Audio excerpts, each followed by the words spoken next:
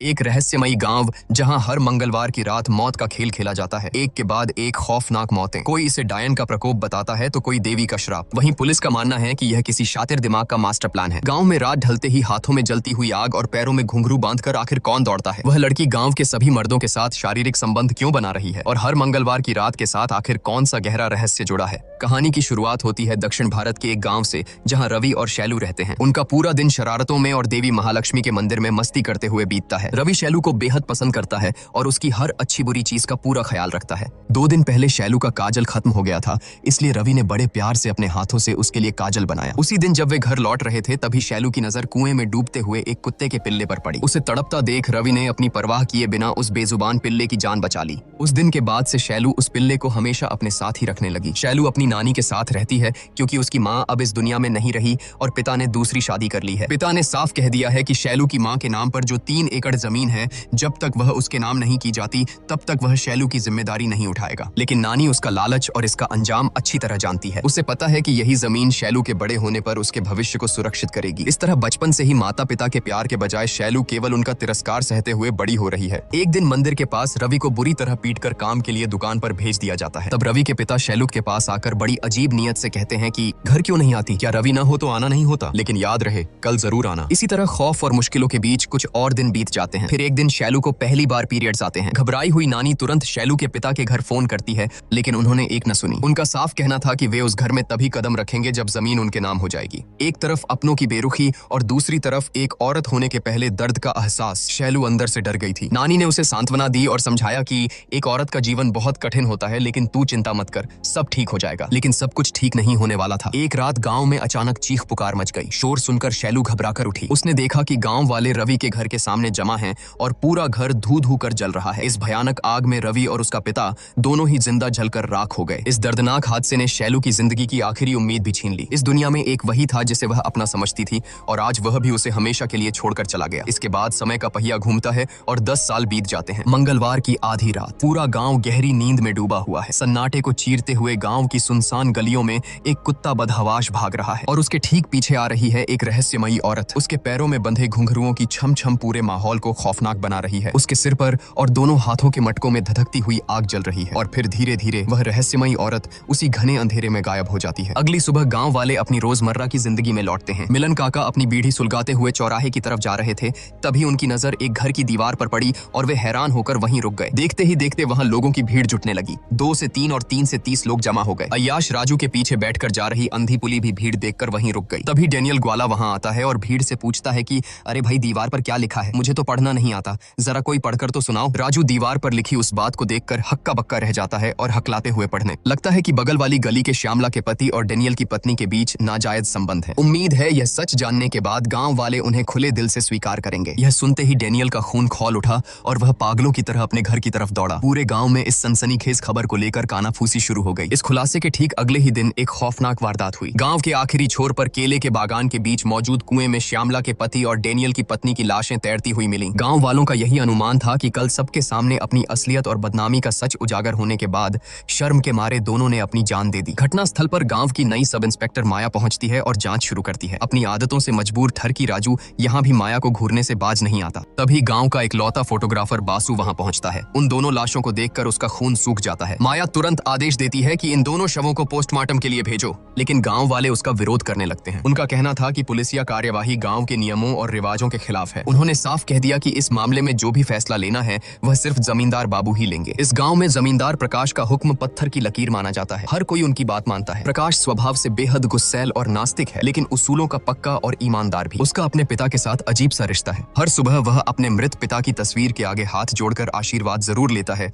लेकिन उसके तुरंत बाद उस तस्वीर पर जूते मारने से भी नहीं चूकता। इसकी वजह यह है कि उसके अय्याश और चरित्रहीन पिता ने उसकी मां को धोखा दिया था और दूसरी औरतों के पीछे अपना सारा पैसा और इज्जत बर्बाद कर दी थी। वहीं दूसरी तरफ प्रकाश की पत्नी राजेश्वरी देवी अपने पति के एकदम विपरीत हैं। उनका स्वभाव बेहद शांत है और वे दिन भर पूजा पाठ में मग्न रहती हैं। पूरे गांव के लोग उनका बहुत आदर करते हैं और उन्हें साक्षात देवी का रूप मानते हैं। प्रकाश घटना स्थल पर पहुंचता है और आते ही सब इंस्पेक्टर माया को सख्त लहजे में चेतावनी देता है कि किसी भी कीमत पर इन लाशों को पोस्टमार्टम के लिए नहीं भेजा जाएगा। यह मेरा गांव है और यहाँ मेरा फैसला ही आखिरी फैसला है। मजबूरन माया को पीछे हटना पड़ता है। प्रकाश के आदेशानुसार डेनियल की पत्नी को ताबूत में रखकर दफना दिया जाता है और श्यामला के पति का श्मशान घाट घाट पर अंतिम संस्कार कर दिया जाता है। लेकिन जैसे ही अंतिम संस्कार के बाद सभी लोग श्मशान से चले जाते हैं, तब वहां चीता की लपटों के पास एक नकाबपोश रहस्यमयी व्यक्ति को खड़ा देखा जाता है, जो खामोशी से जलती हुई चिता को घूर रहा होता है। गांव में इतनी बड़ी घटना घट गई, लेकिन ठरकी राजू की नीयत में कोई बदलाव नहीं आया। मुनिस्वामी अपनी पत्नी सूरी को छोड़कर कुवैत में काम करता है और राजू इस अकेलेपन का फायदा उठाने से बाज नहीं आता। खैर, इन सब के बीच गांव के एक और अहम व्यक्ति से आपका परिचय करवाता हूं।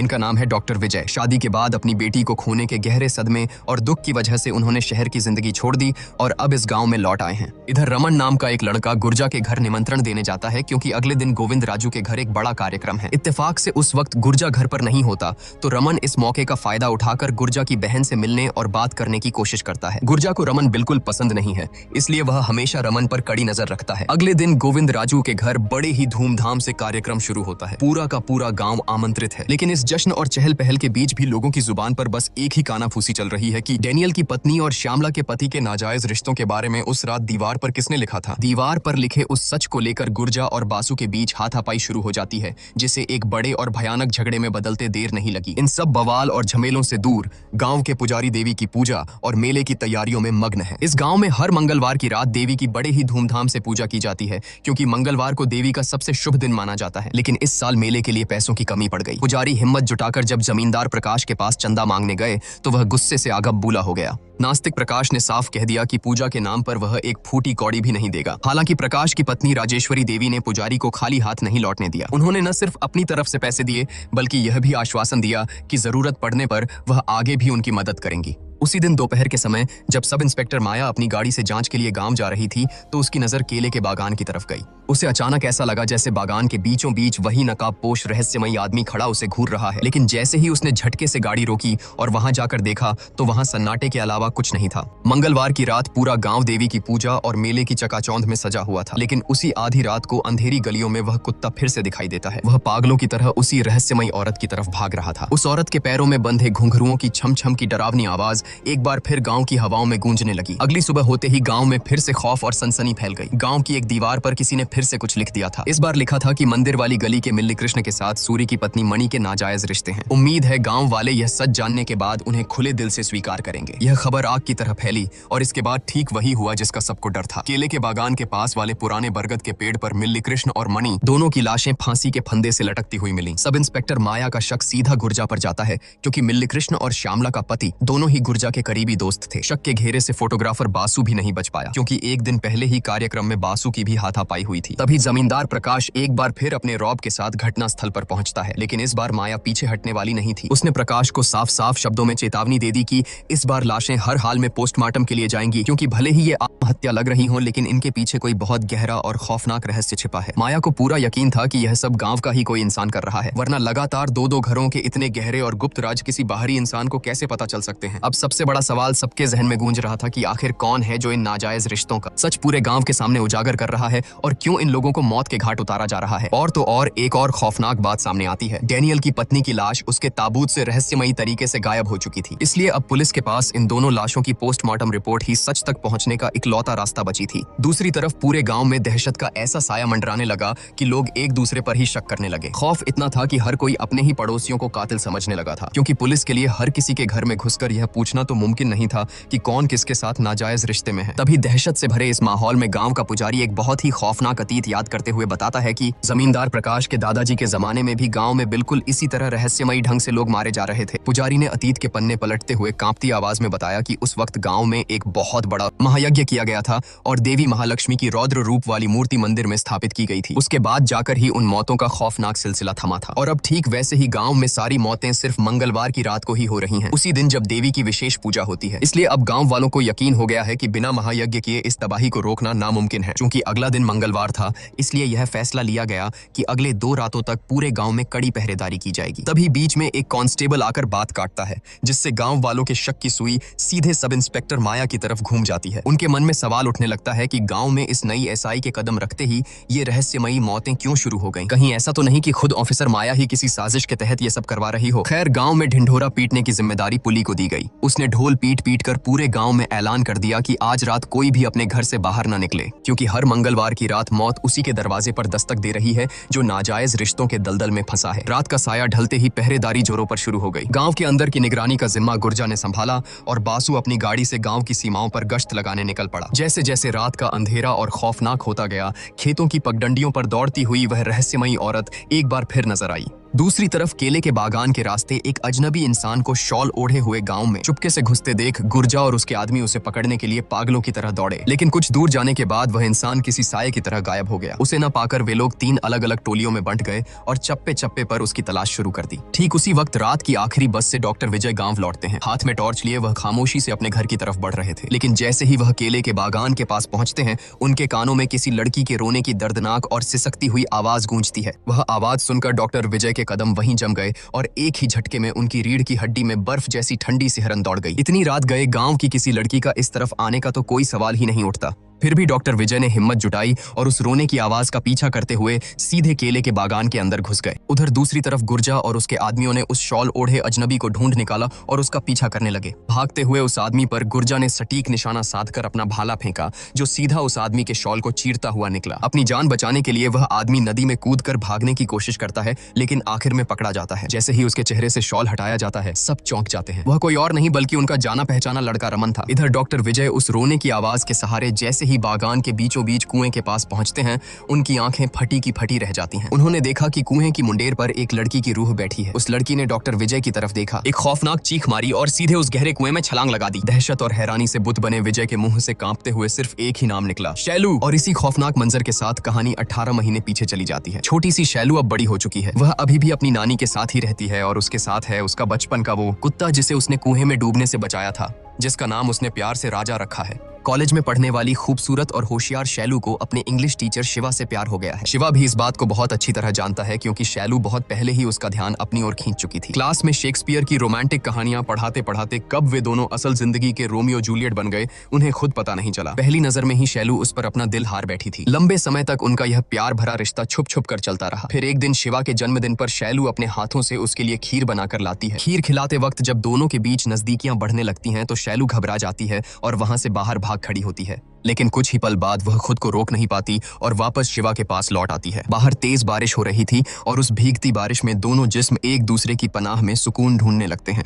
बिस्तर की खामोश गर्माहट उनके प्यार भरे स्पर्श में घुल जाती है और दोनों पूरी तरह से एक दूसरे के हो जाते हैं। इस तरह उन दोनों के रिश्ते की गहराई और भी बढ़ जाती है। प्यार और रोमांस में डूबे हुए ऐसे ही कुछ और महीने बीत जाते हैं। सब कुछ बहुत खूबसूरत चल रहा था, लेकिन तभी अचानक शिवा कई दिनों तक कॉलेज में क्लास लेने नहीं आता। जिस दिन शिवा वापस कॉलेज आया, शैलू का दिल दर्द से टुकड़े टुकड़े हो गया, क्योंकि शिवा अकेला नहीं लौटा था, बल्कि अपनी नई नवेली दुल्हन को साथ लेकर आया था। खबर मिली कि उसका तबादला हो गया है और वह हमेशा के लिए दूसरे कॉलेज जा रहा है। जाने से पहले बारिश में पूरी तरह भीगी हुई और सदमे में खड़ी शैलू के पास शिवा आया और बड़ी ही बेरहमी से ताना मारते हुए बोला कि शेक्सपियर की कुछ कविताएं ऐसी होती हैं जिन्हें रोज पढ़ा जाए तो इंसान बोर हो जाता है, इसलिए मौका मिलने पर उन्हें बस एक बार मजे के लिए पढ़ना चाहिए और फिर हमेशा के लिए छोड़ देना चाहिए। मेरे लिए तुम बिल्कुल उसी कविता की तरह थी। यह कहकर शिवा अपनी पत्नी के साथ गाड़ी में बैठकर वहां से चला गया। शैलू बीच सड़क पर खड़ी खड़ी फूट फूट कर रोने लगी। जिंदगी में पहली बार उसने किसी को इतनी शिद्दत से चाहा था और उसी इंसान ने उसके प्यार का ऐसा भयानक मजाक उड़ाया। शैलू किसी तरह अपने टूटे हुए दिल और आंसुओं को संभाल कर घर लौटी,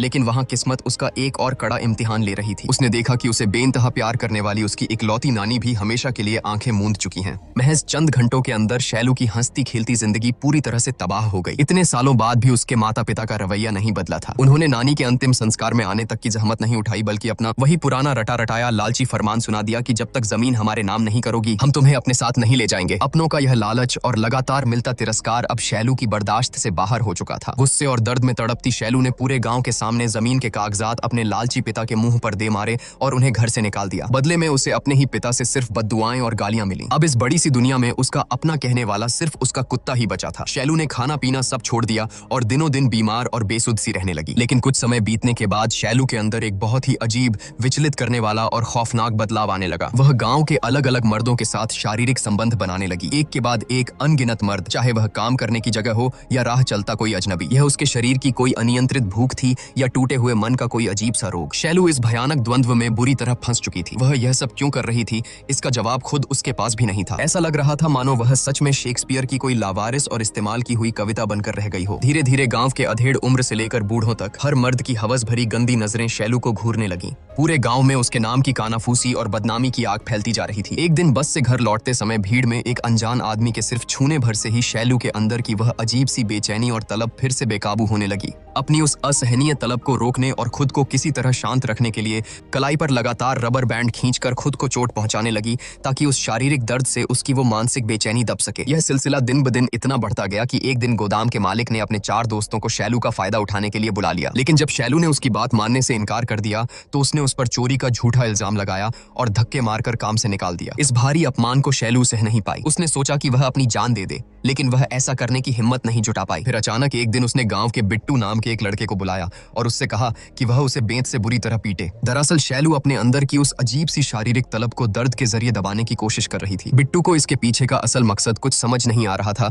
लेकिन न चाहते हुए भी उसे ऐसा करना पड़ा। इस तरह हर दिन बेतहाशा दर्द सहने के बावजूद वह अपनी इस अजीब सी बीमारी और तलब के आगे हार जाती थी और अनियंत्रित होकर एक के बाद एक संबंध बनाती रही। गांव का हर आदमी उसकी इस लाचारी का फायदा उठाने लगा। शैलू का खुद के शरीर और दिमाग पर अब कोई काबू नहीं रहा था। एक रात जब वह घर लौट रही थी तो कुछ लोगों ने उसका पीछा किया। अपनी आबरू बचाने के लिए उसने किसी तरह जंगल के बीच बने एक सुनसान घर में छुपकर अपनी जान बचाई। लेकिन इस तरह की बातें बहुत दिनों तक छुपी नहीं रह सकी। आखिरकार यह खबर गांव के जमींदार प्रकाश के कानों तक पहुंच ही गई। वह हमेशा से इन सब चीजों के सख्त खिलाफ था, इसलिए उसने तुरंत आदेश दिया कि शैलू को पकड़कर उसके सामने लाया जाए। उस दिन शैलू अपनी मां की साड़ी पहनकर शायद कहीं जाने की तैयारी कर रही थी, लेकिन उसे वह मौका ही नहीं मिला। उसे बालों से पकड़कर घसीटते हुए जमींदार की हवेली तक लाया गया। गांव के कई मर्दों के साथ संबंध बनाने के जुर्म में प्रकाश ने बिना कोई रहम दिखाए उसे गांव से बाहर निकाल फेंकने का फरमान सुना दिया। बीच सड़क पर शैलू को बालों से खींचते हुए जानवरों की तरह गांव से बाहर निकाला जाने लगा। जिसके हाथ में जो आया, पत्थर, लाठी, डंडे सबने उस पर बरसाए। उन्होंने मार मार कर शैलू का शरीर और उसकी रूह दोनों को छलनी कर दिया। वह सबके सामने हाथ जोड़कर फूट फूट कर गिड़गिड़ाती रही, दया की भीख मांगती रही। लेकिन उस पत्थर दिल भीड़ में किसी ने उस बेबस लड़की पर जरा सी भी सहानुभूति नहीं दिखाई। इस दिल दहला देने वाली घटना के कुछ ही घंटों बाद गांव में खबर फैली कि शैलू ने केले के बागान वाले उसी कुएं में छलांग लगाकर अपनी जान दे दी है। सभी लोग घटनास्थल पर पहुंचे और उसकी लाश को कुएं से बाहर निकाला गया। लेकिन नफरत इस कदर थी कि कोई भी उसकी अर्थी को श्मशान ले जाने के लिए आगे नहीं आया। इसी दर्दनाक सच के साथ कहानी फ्लैशबैक से निकलकर वापस वर्तमान समय में लौट आती है। पुलिस की गिरफ्त में पकड़े गए रमन से जब पूछताछ की गई तो यह बात साफ हो गई कि गांव में हो रही हत्याएं उसने नहीं की हैं। असल में वह गुर्जा की बहन से प्यार करता था और उसे अच्छी तरह पता था कि गुर्जा इस रिश्ते को कभी नहीं मानेगा। इसलिए वह जानबूझकर दीवार पर उन दोनों का नाम लिखने गया था, ताकि बदनामी के डर से गुर्जा खुद ही अपनी बहन की शादी उससे करवा दे। उधर सब इंस्पेक्टर माया गहरे असमंजस में पड़ गई, क्योंकि पोस्टमार्टम की जो रिपोर्ट आई थी उसने पुलिस को पूरी तरह उलझा दिया था और रहस्यों का एक नया मायाजाल बुन दिया था। दूसरी तरफ केले के बागान में डॉक्टर विजय द्वारा शैलू की रूह को देखे जाने की खबर पूरे गांव में जंगल की आग की तरह फैल चुकी थी। रमन के निर्दोष साबित होने के बाद अब कातिल की तलाश और तेज हो गई। इसलिए अगले हफ्ते सोमवार की रात को ही गुर्जा अपने पूरे दलबल के साथ पहरेदारी के लिए निकल पड़ा। उसका मकसद साफ था कि आज रात चाहे कुछ भी हो जाए, उस कातिल को हर हाल में पकड़ना है। रात की हवाओं में जलती हुई मशालों की तपिश और दहशत घुली हुई थी। आज फिर से वही रहस्यमयी औरत अपने घुंघरुओं की डरावनी छम छम के साथ दौड़ रही थी। किसी अनजाने खौफ के साये में सब इंस्पेक्टर माया भी चैन की सांस नहीं ले पा रही थी, इसलिए वह भी अपनी जीप लेकर रात के अंधेरे में गांव की तरफ निकल पड़ी। इधर केले के बागान से घुंघरुओं की सिहरन पैदा करने वाली आवाज सुनकर पहरेदारी कर रहे एक बूढ़े आदमी की हालत खराब हो गई। अचानक जब उसने पेड़ के ऊपर देवी महालक्ष्मी का खौफनाक रौद्र रूप देखा तो उसकी रूह कांप गई और वह चीखता हुआ गांव की तरफ भागा। तभी उस दौड़ती हुई रहस्यमयी औरत का भी सच सबके सामने आ जाता है। वह कोई भूत प्रेत नहीं बल्कि गांव की ही एक आम औरत थी जो मंदिर में पूजा पाठ करती थी। असल में गांव में शांति बनाए रखने के लिए पुजारी के कहने पर ही वह चुपचाप हर मंगलवार की रात देवी मां के नाम का जलता हुआ मटका लेकर पूरे गांव का चक्कर लगाती थी। लेकिन गांव में तो अब एक नई ही दहशत फैल चुकी थी। उस बूढ़े आदमी के चीखने के बाद लोगों को लगने लगा कि गांव में हो रही इन सभी मौतों के पीछे देवी महालक्ष्मी का क्रोध ही है। तभी अचानक गांव के आखिरी छोर से किसी के जोर से चिल्लाने की आवाज आई कि दीवार पर किसी ने फिर से कुछ लिख दिया है। सब लोग अपनी मशालें लेकर उस तरफ दौड़े। जब वे वहां पहुंचे तो देखा कि वहां डेनियल अकेला खड़ा है। घबराए हुए डेनियल ने बताया कि वह भी किसी की पुकार सुनकर ही यहाँ आया है। यह सुनते ही गुर्जा का दिमाग ठनका। वह समझ गया कि यह किसी की सोची समझी चाल है। किसी ने जानबूझकर उन सबको भटकाकर गांव से बाहर इस सुनसान जगह पर इकट्ठा किया है। इसका मतलब था कि गांव के अंदर इस वक्त मौत का कोई बड़ा खेल खेला जा रहा है। तभी घने अंधेरे में एक परछाई नजर आई। वह कोई और नहीं बल्कि डॉक्टर विजय था। वह अंधेरे का फायदा उठाकर दीवार पर अपने अगले शिकार का नाम लिख रहा था। लेकिन इससे पहले कि वह भाग पाता सब इंस्पेक्टर माया वहां पहुंच गई और उसने डॉक्टर विजय को रंगे हाथों पकड़ लिया। असल में पोस्टमार्टम की रिपोर्ट आने के बाद माया का पहला शक डॉक्टर विजय पर ही गया था, क्योंकि विजय यह बात बहुत अच्छी तरह से जानता था कि गांव वाले किसी भी कीमत कीमत पर लाशों को पोस्टमार्टम के लिए नहीं जाने देंगे। इसी बात का फायदा उठाकर उसने बड़ी आसानी से उन सभी को नशे की हैवी डोज देकर मौत के घाट उतार दिया था। रंगे हाथों पकड़े जाने पर विजय ने वहां से भागने की कोशिश की। माया और उसके बीच हाथापाई शुरू हो गई, लेकिन तभी मौका देखकर विजय ने माया की गर्दन में एक नशीला इंजेक्शन घोंप दिया और उसे बंदी बना लिया। दूसरी तरफ गांव के बाहर गश्त लगा रहा बासु जंगल के अंदर से आ रही किसी की आवाज सुनकर अकेला ही उस घने जंगल में घुस गया। लेकिन कहानी यहाँ से एक बेहद अजीब और चौंकाने वाला मोड़ लेती है। कुछ घंटों बाद जब माया को होश आया तो उसने खुद को बंदी पाया। उसने विजय से पूछा कि तुम यह सब क्यों कर रहे हो? आखिर किसके लिए तुम इतने लोगों की जान ले रहे हो? विजय की तरफ से बेहद ठंडी और खौफनाक आवाज में सिर्फ एक नाम गूंजा, शैलू। यह नाम सुनकर माया को जरा भी हैरानी नहीं हुई, क्योंकि जब से वह गांव आई थी उसने विजय और शैलू के बीच चल रहे तथाकथित नाजायज रिश्ते की कानाफूसी सुन रखी थी। माया को लगा कि शैलू को गांव से बेइज्जत करके निकाले जाने का बदला ही विजय इस खूनी खेल के जरिए ले रहा है। लेकिन जैसे ही माया ने यह बात कही, विजय का खून खौल उठा। उसने जोर से दहाड़ते हुए कहा कि जुबान संभाल कर बात करो। अगर शैलू के बारे में एक और गंदा लफ्ज निकाला तो मैं तुम्हारी जीभ खींच लूंगा। जो आंखों के सामने दिखता है वो हमेशा सच नहीं होता। विजय ने माया को बताया कि गांव में हो रही मौतों के पीछे यकीनन उसी का हाथ है, और केले के बागान में शैलू के भूत को देखे जाने की जो कहानी पूरे गांव में आग की तरह फैली है, असल में उसके पीछे एक बहुत बड़ा और गहरा राज छिपा है। इसी के साथ कहानी एक बार फिर कुछ महीने पीछे जाती है। उस रात जब कुछ गुंडों ने शैलू का पीछा किया था तो उनसे अपनी आबरू बचाकर भागते भागते शैलू जंगल के बाहर आकर बेहोश हो गई थी। खुशकिस्मती से उसी वक्त डॉक्टर विजय शहर से वापस लौट रहा था। उसने जंगल के किनारे शैलू को बेसुध हालत में देखा और उसे वहां से सुरक्षित बचा लाया। जब शैलू को होश आया तो वह इतनी टूट चुकी थी कि उसने खुद को खत्म करने की कोशिश की, लेकिन विजय ने उसे किसी तरह शांत किया। जब विजय ने उससे उसकी पूरी आपबीती सुनी तो एक डॉक्टर होने के नाते उसके दिमाग में कुछ शक पैदा हुआ। उसने तुरंत शैलू के खून का सैंपल लिया और उसे शहर की एक बड़ी लैब में टेस्ट के लिए भेज दिया। फिर जब उस ब्लड टेस्ट की रिपोर्ट आई तो उसमें एक ऐसा सनसनीखेज और रोंगटे खड़े कर देने वाला सच सामने आया जिसने सब कुछ बदल कर रख दिया। असल में शैलू का चरित्र खराब नहीं था, बल्कि वह एक बेहद दुर्लभ और गंभीर बीमारी की शिकार थी। इस बीमारी में इंसान का शरीर सामान्य से 10 गुना ज्यादा हार्मोन्स बनाने लगता है, जिससे शारीरिक जरूरतें बेकाबू और असंभव हद तक बढ़ जाती हैं। बीमारी के आखिरी चरण में यह पूरी तरह नियंत्रण से बाहर हो जाता है। दिमाग और शरीर एक दूसरे के विपरीत काम करने लगते हैं। इसी वजह से मरीज अनकॉन्शियस हालत में कई लोगों के साथ शारीरिक संबंध बना बैठता है। यह खौफनाक बीमारी अक्सर उन लोगों को अपना शिकार बनाती है जो बचपन से ही किसी गहरे सदमे, अकेलेपन, भारी मानसिक तनाव और हार्मोनल असंतुलन से गुजरे हों, ठीक शैलू की तरह। जब इस बीमारी के मरीज को यह एहसास होता है कि उसका खुद के शरीर पर कोई काबू नहीं रहा तो वह या तो अपनी जान दे देता है या फिर खुद को भयानक दर्द देकर होश में रहने की तड़पती हुई कोशिश करता है। इसी वजह से शैलू लगातार अपने हाथ पर रबर बैंड खींचकर खुद को चोट पहुंचाती थी और बिट्टू को बुलाकर खुद को बेंत से बेरहमी से पिटवाती थी। वह कोई पागल नहीं थी, बल्कि शारीरिक दर्द के जरिए अपने बेकाबू होते जिस्म और दिमाग को काबू में रखने की जंग लड़ रही थी। विजय ने नम आंखों से माया को बताया कि मेडिकल साइंस में इस बीमारी की कोई दवा नहीं है। ऐसे मरीजों को सिर्फ प्यार और मानसिक सहारे से ही बचाया जा सकता है। 4 साल पहले डॉक्टर विजय की अपनी सगी बेटी ने ससुराल वालों से तंग आकर अपनी जान दे दी थी। विजय उसे बचा नहीं पाया था और इस बात के लिए वह हर दिन घुट घुट कर खुद को कोसता था। तभी किस्मत ने शैलू को उसके सामने ला खड़ा किया। विजय को शैलू में अपनी मरी हुई बेटी नजर आई। जिंदगी से मिले इस दूसरे मौके को विजय ने नहीं गवाया और उसने शैलू को अपनी बेटी की तरह पालना और संभालना शुरू कर दिया। लेकिन इस जाहिल गांव वालों की गंदी सोच ने एक बेबस बेटी और एक लाचार पिता के इस पवित्र रिश्ते को भी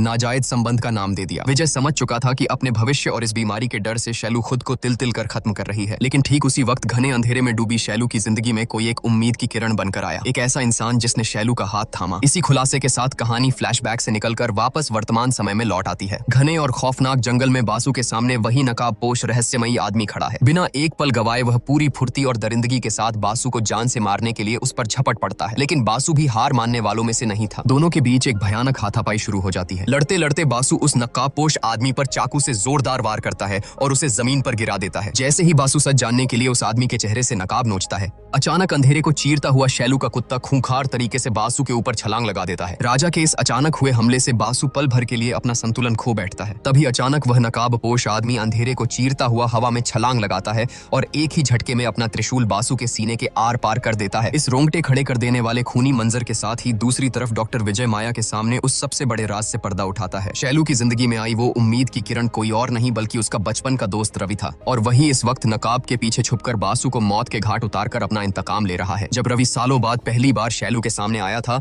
तो शैलू को अपनी आंखों पर यकीन ही नहीं हुआ था कि रवि जिंदा है, क्योंकि पूरे गांव को तो यही पता था कि उस रात की भयानक आग में रवि और उसका पिता जलकर राख हो गए थे। तो फिर उस रात असल में हुआ क्या था? कहानी फिर से एक दर्दनाक फ्लैशबैक में जाती है। उस दिन जब रवि के शराबी पिता ने बुरी नीयत से शैलू को अपने घर बुलाया था तो उसने शैलू के साथ घिनौनी हरकत करने की कोशिश की थी। असल में वह नीच इंसान पहले भी ऐसा कर चुका था, लेकिन शैलू तब इतनी छोटी और मासूम थी कि उसे इन सब बातों का मतलब ही समझ नहीं आता था। लेकिन लेकिन उस दिन रवि ने अपने बाप को इस हैवानियत को अंजाम देते हुए रंगे हाथों पकड़ लिया। गुस्से से पागल हुए रवि ने अपने ही बाप को जान से मार डाला, पूरे घर में आग लगा दी और वहां से भाग निकला। उस भयानक आग में रवि का आधा चेहरा बुरी तरह झुलस गया था। भागते हुए उसे देवी के मंदिर के बाहर एक नकाब पड़ा मिला। उसने उस नकाब को पहन लिया और फिर वही नकाब उसकी नई पहचान बन गया। इस खौफनाक घटना के बाद रवि की कभी हिम्मत ही नहीं हुई कि वह अपने जले हुए चेहरे और कातिल हाथों के साथ शैलू का सामना कर सके। इसलिए वह बिना किसी को बताए दुनिया की नजरों से गायब हो गया। पूरे गांव के लिए वह मर चुका था, लेकिन असल में वह एक साये की तरह हमेशा शैलू के आसपास भटकता रहा और हर पल उस पर नजर रखता रहा। फिर सालों बाद जब शैलू अपनी जिंदगी के सबसे गहरे अंधेरे और अकेलेपन से गुजर रही थी,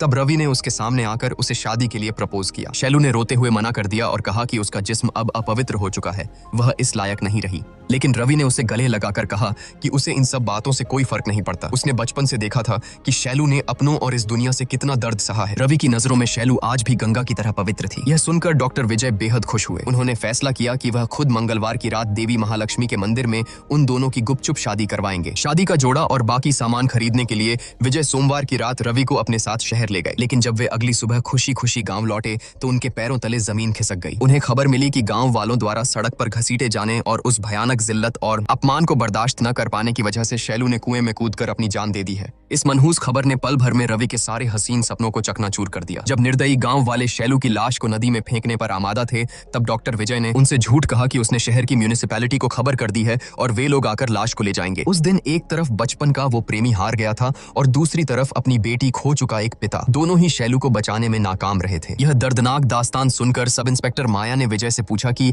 अगर सच ये था तो तुमने गांव वालों को शैलू की इस बीमारी के बारे में क्यों नहीं बताया? कम से कम पुलिस जांच के दौरान मुझे तो सच बता सकते थे। इस पर विजय ने समाज की एक कड़वी सच्चाई बयान करते हुए कहा कि हम एक ऐसे समाज में जीते हैं जहां औरतों को पीरियड्स होने पर मंदिर या मस्जिद में जाने की इजाजत नहीं होती। ऐसे जाहिल समाज और इस गांव से यह उम्मीद करना कि वे शैलू की इस अजीब और जटिल बीमारी को समझेंगे, यह सोचना ही सबसे बड़ा मजाक है। माया ने पलटकर कहा कि इसका मतलब यह तो नहीं कि शैलू ने अपनी जान दे दी तो तुम दोनों मिलकर पूरे गांव वालों को एक एक करके मौत के घाट उतार दोगे? तभी विजय ने एक गहरा राज खोलते हुए कहा कि मैंने पहले ही कहा था ना कि जो आंखों के सामने दिखता है वो हमेशा सच नहीं होता। शैलू ने कुएं में कूदकर जान नहीं दी थी, बल्कि उसे बेरहमी से मारा गया था। यह सुनकर माया के पैरों तले जमीन खिसक गई। विजय ने आगे बताया कि गांव में अब तक जिन 4 लोगों की मौत हुई है वे चारों शैलू की मौत के गुनहगार थे, लेकिन अभी भी 2 कातिल जिंदा हैं, जिनमें से बासु को शायद अब तक रवि ने खत्म कर दिया होगा और उस आखिरी छठे कातिल को मैं अपने हाथों से मौत के घाट उतारूंगा। हैरत में डूबी माया ने कांपती आवाज में पूछा कि आखिर कौन है वो छठा इंसान? और यहीं पर सामने आता है इस कहानी का सबसे बड़ा और रोंगटे खड़े कर देने वाला ट्विस्ट, क्योंकि वो छठा इंसान कोई और नहीं बल्कि पूरे गांव में साक्षात देवी मानी जाने वाली जमींदार की पत्नी राजेश्वरी देवी थी। डॉक्टर विजय और माया की ये सारी बातें बाहर खड़ा जमींदार प्रकाश छुपकर सुन रहा था। अपनी पत्नी का ये खौफनाक सच जानकर वह गुस्से से पागल हो गया। वह सीधा अपनी हवेली पहुंचा और जाकर राजेश्वरी की गर्दन दबोच ली। लेकिन राजेश्वरी भी कोई आम औरत नहीं बल्कि बहुत ही शातिर और खतरनाक थी। हाथापाई के बीच उसने अचानक एक खंजर निकाला और सीधा प्रकाश के पेट में घोंप दिया। खून से लथपथ होने के बावजूद प्रकाश ने अपनी आखिरी ताकत जुटाकर उसे किसी तरह काबू में किया और दर्द से कराहते हुए पूछा कि आखिर क्यों किया तूने ऐसा? इसी जबरदस्त ट्विस्ट के साथ कहानी एक बार फिर अपने आखिरी और सबसे भयानक राज से पर्दा उठाने के लिए फ्लैशबैक में चली जाती है। उस रात जब कुछ गुंडों ने शैलू का पीछा किया था तो अपनी जान बचाने के लिए वह भागकर जंगल के उसी पुराने और सुनसान घर में छुप गई थी। लेकिन वहां उसने जो देखा वह किसी सदमे से कम नहीं था। उसने साक्षात देवी मानी जाने वाली राजेश्वरी और फोटोग्राफर बासु को बेहद आपत्तिजनक और अंतरंग हालत में देख लिया था। जब राजेश्वरी को भनक लगी कि शैलू ने उनका यह गंदा राज जान लिया है तो समाज में अपनी देवी वाली झूठी इज्जत खाक में मिलने के डर से वह खौफ से भर गई। उसने तुरंत अपने 4 वफादार प्यादों को बुलाया। डैनियल की पत्नी मिल्ली कृष्ण, सूर्य की पत्नी मणि और श्यामला का पति, ये वही 4 लोग थे जो आपस में नाजायज रिश्ते बना रहे थे। राजेश्वरी ने उन चारों को आदेश दिया कि पूरे गांव में शैलू के चरित्र को लेकर इतनी गंदी अफवाहें फैलाओ कि गांव वालों के मन में उसके लिए रत्ती भर भी हमदर्दी न बचे। और तो और उसने यही जहर बड़ी चालाकी से अपने पति प्रकाश के कानों में भी भर दिया। आखिरकार राजेश्वरी की यह खौफनाक चाल कामयाब हुई। प्रकाश द्वारा शैलू को सरेआम जलील करके गांव से निकाले जाने के बाद उसी रात ये 6 लोग मिलकर बेबस शैलू को केले के बागान में ले गए। शैलू उनके पैरों में गिरकर रोती रही, गिड़गिड़ाती रही और अपनी जान की भीख मांगती रही। उसने कसम खाई कि वह अगली सुबह ही यह गांव हमेशा के लिए छोड़ देगी और किसी को उनका राजा नहीं बताएगी। लेकिन शैतान बन चुकी राजेश्वरी के दिल में कोई रहम नहीं था। उसके इशारे पर बासु ने शैलू का गला घोंटकर उसे बेरहमी से मार डाला और उसकी लाश को उसी कुएं में फेंक दिया, ताकि पूरे गांव को यही लगे कि जिल्लत और अपमान बर्दाश्त न कर पाने की वजह से शैलू ने खुद आत्महत्या कर ली है। इसी भयानक सच के साथ कहानी एक बार फिर वर्तमान में लौट आती है। अब सारे रहस्यों से पर्दा उठ चुका था। यह घिनौना सच जानकर प्रकाश का गुस्सा 7वें आसमान पर था। उसने राजेश्वरी के बाल पकड़े पकड़े और उसे घसीटते हुए छत से नीचे आंगन में फेंक दिया। फिर उसके तड़पते हुए शरीर पर मिट्टी का तेल छिड़कते हुए प्रकाश ने एक बेहद दमदार बात कही कि जरूरत से ज्यादा लालच इंसान के मन को मैला कर देता है और हवस इंसान के चरित्र को राख कर देती है। यह कहकर प्रकाश ने बिना एक पल सोचे राजेश्वरी को जिंदा जला दिया। ठीक उसी वक्त डॉक्टर विजय राजेश्वरी को अपने हाथों से मौत के घाट उतारने के इरादे से हवेली पहुंचता है, लेकिन आंगन में राजेश्वरी को धू धू कर जलता देख वह हैरान रह जाता है। आखिरकार शैलू की मौत के हर एक गुनहगार को उनके किए की दर्दनाक सजा मिल चुकी थी। दूसरी तरफ रवि का खूनी इंतकाम भी अब पूरा हो चुका था। जीते जी भले ही वे दोनों एक नहीं हो पाए, लेकिन अपने प्यार का बदला पूरा करने के बाद रवि भी मौत को गले लगा लेता है ताकि वह हमेशा के लिए अपनी बचपन की मोहब्बत शैलू की रूह के साथ विलीन हो सके। कहानी के बिल्कुल अंत में हम देखते हैं कि उस मनहूस कुएं की मुंडेर पर शैलू का इकलौता और वफादार कुत्ता राजा आज भी एक मूक दर्शक बनकर खामोशी से बैठा है। उसकी आंखें निर्बाक होकर बस उसी कुएं की गहराई को घूर रही हैं, जैसे आज भी उसे अपनी मालकिन के लौटने का इंतजार हो। उधर हवेली के दरवाजे पर सब इंस्पेक्टर माया बुद्ध बनी खड़ी थी। जब उसने प्रकाश से राजेश्वरी के इस तरह झलकर मरने का कारण पूछा तो प्रकाश ने बड़ी ही सफाई से एक झूठी कहानी गढ़ते हुए कहा कि गांव में एक के बाद एक हो रही मौतों को राजेश्वरी बर्दाश्त नहीं कर पाई। गांव की शांति और लोगों की जान बचाने के लिए उसने खुद को देवी महालक्ष्मी के चरणों में समर्पित कर दिया और अपनी बलि दे दी। इसलिए अब इस मामले में किसी जांच की कोई जरूरत नहीं है। उसी रात जब डॉक्टर विजय प्रकाश के घावों का इलाज करने के लिए हवेली आया तो उसने प्रकाश से सीधा सवाल किया कि तुमने उसे अपने हाथों से जिंदा जलाया और फिर गांव वालों के सामने उसे एक महान देवी बनाकर क्यों पेश किया। प्रकाश ने एक गहरी सांस ली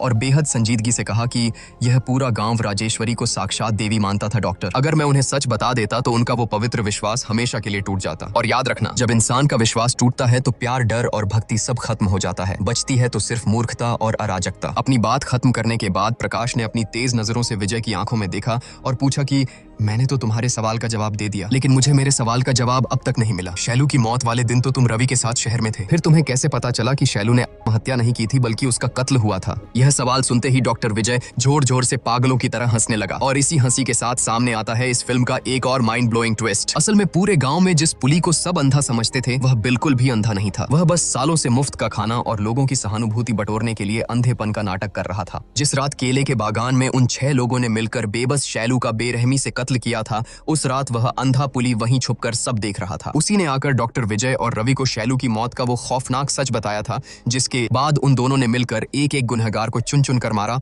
और शैलू की मौत का बदला लिया। कुछ महीनों की शांति के बाद गांव की दीवारों पर एक बार फिर से किसी के गुप्त राज लिखे जाने लगे हैं। पूरे गांव में फिर से खौफ और दहशत का वही साया मंडराने लगा है। लेकिन इस बार कातिल कौन है? क्या डॉक्टर विजय ने उस रात केले के बागान में शैलू की जो रूह देखी थी वह सच में शैलू का भूत था? एक बात तो सच है कि इंसान चाहे कितना भी बड़ा गुनाह कर ले और इंसानों के बनाए कानून की आंखों में धूल झोंक दे, लेकिन प्रकृति और ईश्वर के न्याय से कोई नहीं बच सकता। उनके किए की सजा उन्हें मिल ही जाती है। इस रोंगटे खड़े कर देने वाले सस्पेंस और एक जबरदस्त ओपन एंडिंग के साथ आज की हमारी यह मास्टरपीस फिल्म मंगलवार यहीं समाप्त होती है। दोस्तों, इस कहानी ने तो सच में रोंगटे खड़े कर दिए, लेकिन एक सवाल मैं आप पर छोड़ता हूँ। इस पूरी कहानी में आपके हिसाब से असली विलेन कौन था? वो जाहिल गाँव वाले, शातिर राजेश्वरी, या फिर खुद शैलू की खराब किस्मत? अपना जवाब कमेंट्स में जरूर लिखें और इसी तरह की फिल्मों का एक्सप्लेनेशन देखते रहने के लिए हमारे चैनल झटपट बॉलीवुड को जरूर सब्सक्राइब करें।